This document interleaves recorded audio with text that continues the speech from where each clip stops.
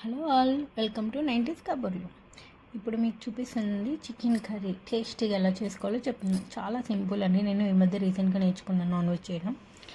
ఒక పెద్ద వెడల్పాటి గిన్నెలో, మందపాటి గిన్నెలో ఆయిల్ తీసుకొని కొన్ని 2 యాలకులు, 2 దాల్చిన చెక్క ముక్కలు, 4 లవంగ ముగ్గులు వేసి వేయించుకుంటున్నాను. ఆ తర్వాత అవి వేగిన వెంటనే ఉల్లిపాయ, పచ్చిమిరకాయలు వేయించాలి.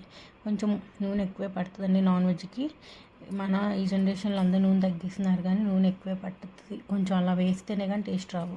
అలా వేసి గోల్డెన్ వరకు వేయించాలి. నెక్స్ట్ నేను ఇక్కడ 1/2 కేజీ మీద కొంచెం తక్కువ చికెన్ తీసుకుంటున్నాను. అల్లం వెల్లుల్లి పేస్ట్ వేసి వేయించాలి. తర్వాత ఈ లోపల మ్యారినేట్ చేసి పెట్టుకున్నాను చికెన్ని.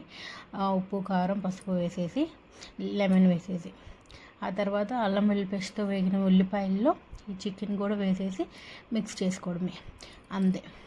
అలా 15 to 20 minutes మనం మూతని క్లోజ్ చేసేసి ఉంచితే కర్రీ ఈజీగా రెడీ అయిపోతుంది. దీంట్లో ముందు నేను ఏం చేస్తున్నానంటే కొంచెం చికెన్ మసాలా, ఇంకొంచెం ధనియాల పొడి, టేస్ట్ కోసం కొంచెం కరివేపాకు ఫ్లేవర్ కోసం అన్నీ వేసి వేయించుతున్నాను. ఇవి మీరు ముందే యాడ్ చేసుకోవచ్చు, లాస్ట్ అయినా.